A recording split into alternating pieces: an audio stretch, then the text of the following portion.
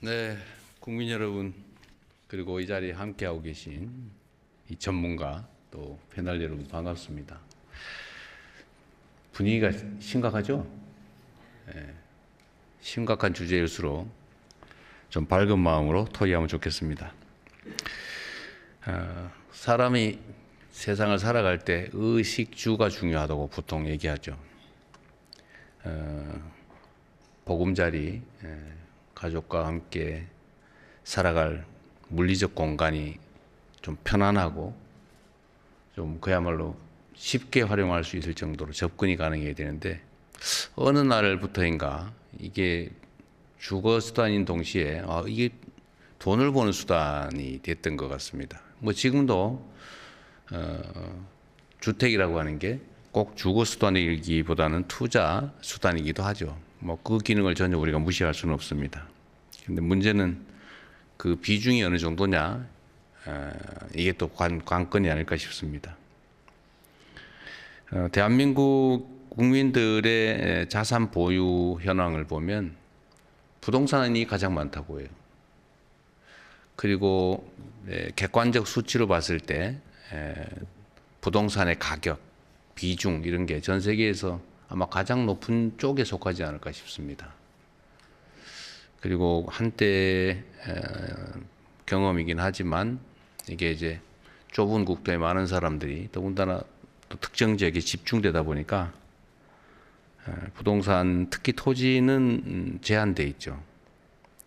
근데 수요는 계속 늘어나다 보니까 계속 가격이 상승해서 일본이 한때 어려움을 겪었습니다.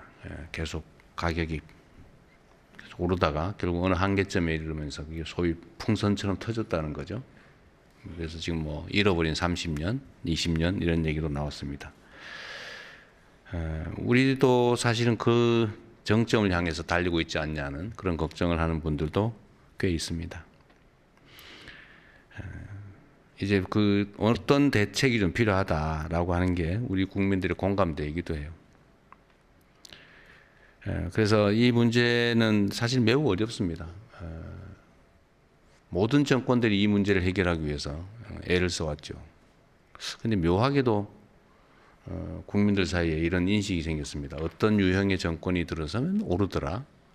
어떤 유형의 정권이 들어서면 내리더라. 이게 이제 몇 차례의 경험을 통해서 마치 진리처럼 이렇게 인식되기 시작한 측면도 있습니다. 뭐 여러분들이 많이 이따 분석해 뭐 주시겠지만 주택 공급이라고 하는 게 사실 매우 중요하잖아요. 가격에서. 이게 정책적으로 일정한 가격을 우리 정한다고 해서 정해지지 않죠. 자본시장 원리에 따라서 수요와 공급에 의해서 가격이 결정되지 않습니까? 그래서 뭐 누군가 그렇게 얘기하죠. 공급을 늘리면 해결이 되는데 문제는 어디에서 어떻게가 마땅치 않다는 거죠. 과거에 수도권이 계속 팽창할 때는 그린벨트를 풀어가지고 대규모 이제 주택 단지를 만들거나 신도시를 만들면서 문제를 해결해 왔는데 이제는 서울의 어딘가 우리가 택지 개발을 해보려고 찾아보면 거의 찾기가 어렵죠. 또 인근 주민들은 왜 그 좋은 땅을 훼손하려고 그러냐 이렇게 반대하고 또 일부에서는 왜 있는 땅을 놀리냐 거기라도 훼손해서 집을 지어야지 뭐 이런 입장도 있습니다. 어쨌든 공급의 한계가 뚜렷하죠. 수요 측면도 보면 그렇죠. 수요도 내가 좀 더 쾌적한 집에서 살기 위해서 뭐 집을 늘린다든지 아니면 뭐 새를 살다 나는 이제 안정적인 내 집을 구해야 되겠다라고 해서 집을 사겠다, 취득하겠다는 이런 통상적 수요도 있는 반면에 집을 사놓으니까 보통 오르더라. 물가 이상으로 오르니까 이익이다. 한 채 사는 것보다는 두 채 사는 게 낫다. 3억짜리 사는 것보다는 30억짜리 사는 게 훨씬 효율적이다. 내 돈은 없지만 대출 받아서 사자. 이렇게 해서 뭐 누가 그런 얘기도 한번 했죠.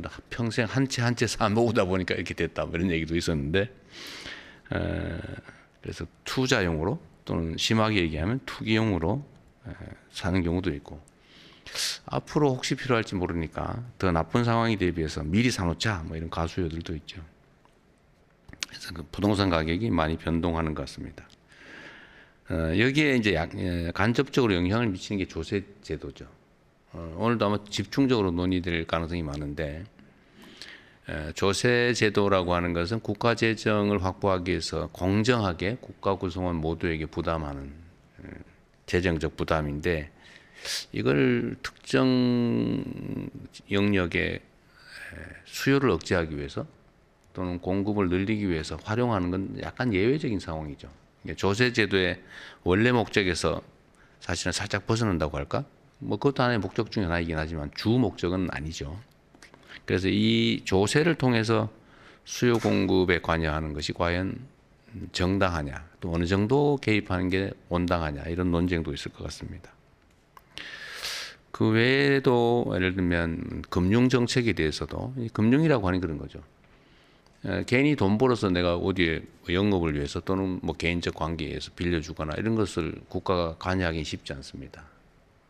그런데 금융기관들의 대출 여력, 이거는 사실은 국민들의 것이기도 하죠. 금융은 공적, 반쯤은 공적인 것이죠. 소위 국가 발권력이라고 하는 국민들의 위임된 권력의 일부죠. 그래서 이거를 누가 쓸 것이냐, 누구에게 그 금융을 활용할 기회를 줄 거냐는 결국 정책의 문제로 치환될 수 있을 것 같습니다. 그래서 이 논쟁도 많죠. 돈을 벌기 위해서 집을 사는데 돈을 빌려줘야 금융을 활용할 수 있게 해줘야 되는 거냐. 사실 그렇게 되면 돈을 벌기 위해서는 이 주거용이라기보다는 뭐 투자 투기를 위해서 금융을 활용해서 집값이 과도하게 오르면 그 집을 필요로 하는 국민들은 사실 피해를 보게 되죠. 그래서 국가 구성원 사이에 누군가는 국가 역량을 활용해서 누군가에게 피해를 입히면서 이익을 얻는다. 바람직하냐? 이거는 결국 또 정책적인 문제일 것 같습니다. 그래서 오늘은 또 이 금융 분야에 대해서도 아마 많은 의견들이 있을 것 같아요. 누구에게 주로 이익을 활용할 수 있게 할 것이냐. 의견을 한번 또 모아보겠습니다. 지금 이 토론회를 하기 전에 각 부처 장관들께서 그 공급 문제 또 금융 세제와 관련해서 주제별 토론회들을 했던 것 같아요. 그래서 그 토론회 결과도 제가 다 대체적으로 요약된 걸 받았는데 뭐 여러 가지 의견들이 있지만 좀 특기할 만한 거 이런 것 같습니다. 제가 보기에 일단은 과거에 비해서 과거라고 하는 게 뭐 아주 먼 과거를 얘기하는 건 아니고 얼마 전에 비해서 약간 변화된 게 있어요. 그 첫째로는 과거에는 부동산이란 당연히 또 주택을 포함해서 돈을 버는 수단이다. 또는 사람이 사는 게 주된 목적이다. 여기에서 돈을 버는 투자 또는 나쁘게 얘기하면 투기용으로 쓰는 게 정당하다. 이게 많았는데 이번에는 보니까 투자 수단이라기보다는 쾌적한 삶의 보금자리라는 측면이 많이 강조되는 것 같아요. 또 한 가지는 청년, 그다음에 신혼부부, 다자녀 가구에 대해서 좀 특별한 배려가 필요하다가 많이 늘었어요. 아마 우리 사회가 저출생으로 전 세계적으로 제일 먼저 소멸할 국가다 뭐 이런 국제적인 지적이 있을 만큼 저출생 또 비혼 이런 게 많아지면서 그게 주된 원인 중에 하나가 주거 문제다라는 지적 때문에 국민들께서 그런 공감을 하시는 것 같습니다. 그래서 오늘은 여기 어떤 뭐 정책 발표 자리는 아니고 또 여러분들이 또 우리 국민들께서 어떤 의견을 가지고 계신지를 좀 허심탄회하게 좀 들어보려고 합니다. 가급적인 말씀하실 게 정말 많을 거예요. 이거는 대한민국의 최대 과제 중에 하나입니다. 이게 이해관계 조정이 원래 정치 또는 국가 행정을 하는데 제일 어렵습니다. 왜냐하면 이쪽을 누르면 저쪽이 흘러오고 저쪽을 당기면 이쪽이 밀리고 그러거든요. 그래서 정말 어려운 의제인데 그래도 우리는 상식과 합리성을 가진 사람들이어서 객관적으로 타당한 것들에 대해서 우리 국민들의 수용성은 매우 높습니다. 그래서 우리 국민들은 위대한 국민이죠. 하다못해 어디 집회를 해도 우리는 절대로 부시거나 때리거나 하지 않습니다. 합리적인 결론을 또 받아들이죠.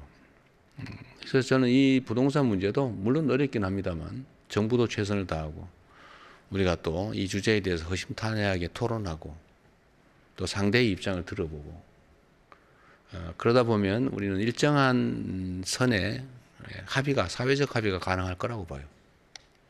그래서 오늘도 뭐 여러 가지 논란들이 있겠지만 여러분들이 내주시는 의견들이 우리 정책 결정에 크게 도움이 될 겁니다. 물론 뭐 제가 이걸 다수결에 의해서 결정하거나 그러지는 않을 거예요. 그러나 많은 국민들의 의견을 듣는 건 정말로 중요하죠. 그리고 그게 합리성이 있다면 당연히 다수의 의견을 따라가야 되겠죠. 그게 약간의 이제 갈등과 저항을 수반하더라도 또 그런 걸 하라고 저 같은 사람을 뽑아놓은 거 아니겠습니까? 보통 이렇게 선출직 공무원들한테는 큰 권력이 주어지죠. 권한, 권력. 이제 권력이라고 하는 게 그런 거죠. 원하지 않는 상황을 수용할 수밖에 없게 하는 힘. 그게 권력인데 그걸 아무 때나 막 쓰면 안 되고 국민들 사이 이해관계를 조정을 하는 겁니다. 첫째로는 팩트에 기반해야 되겠죠. 예를 들면 허위 사실에 기반하거나 아니면 가정에 기반해서 논쟁을 하면 논쟁이 아니라 싸움밖에 안 됩니다. 그래서 객관적인 팩트를 정확하게 확인하고 두 번째로 각자의 주장을 정확하게 하고 세 번째로는 그 이해관계를 조금씩 조정해 보는 거죠. 그러면 이제 어느 정도 접근을 합니다. 최선을 다해서 노력해보고 그런데 마지막까지 접근이 안 되는 영역이 많이 있습니다. 그리고 사람이 원래 그럴 수밖에 없죠. 자기 입장이라고 하는 것도 있고 처한 상황도 다 다르기 때문에 최종적인 합의에 이르기는 쉽지 않아요. 그럼 요 간극이 생겼을 때 이걸 강제로 또 본인이 원하지 않지만 이렇게 최종 결론에 이르게 하는 힘이 바로 권력이고 이제 그런 걸 하라고 우리가 대리인 공직자들을 뽑아놓거나 임명하는 거죠. 그런데 여기에는 필수적으로 불만이 따릅니다. 나는 요거까지밖에 안 하는데 강제로 요거까지 끌고 오잖아요. 이쪽 사람 여기다 강제로 이제 끌려온 거죠. 그러면 일단 흡족하지 않죠. 싫죠. 그리고 심하게는 반발하죠. 그런데 이거는 책임의 영역입니다. 권한을 행사하면 그 권한에 따른 만큼 책임을 지는 거죠. 그래서 저는 언제나 공직자의 최대 덕목은 책임을 지는 거다 이렇게 생각합니다. 비난도 감수해야 될 경우가 있죠. 그다음에 일정한 정도의 갈등과 저항도 감수해야 될 겁니다. 그러나 그 전에 최대한 많은 분들의 의견을 모으고 조정할 필요가 있겠다 그 생각이 들어요. 제가 이번 주 내일이죠. 내일은 다시 또 그 남미 중남미 쪽 장기 출장을 가기 때문에 그 사이에 우리가 또 시한이 또 있는가 봐요. 조세 제도는 법률상 언제까지 이렇게 내게 돼 있다고 합니다. 근데 그 시한 때문에 지금 좀 쫓기긴 하는데 혹시 오늘 얘기를 하다가 좀 부족하면 네. 총리께서 한번 그 사이에 네. 한번 좀 더 얘기를 좀 해봤으면 좋겠습니다.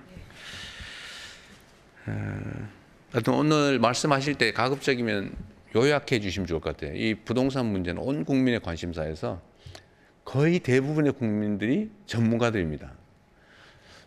다 알고 있어요. 저보다 더 잘 아는 분도 많더라고요.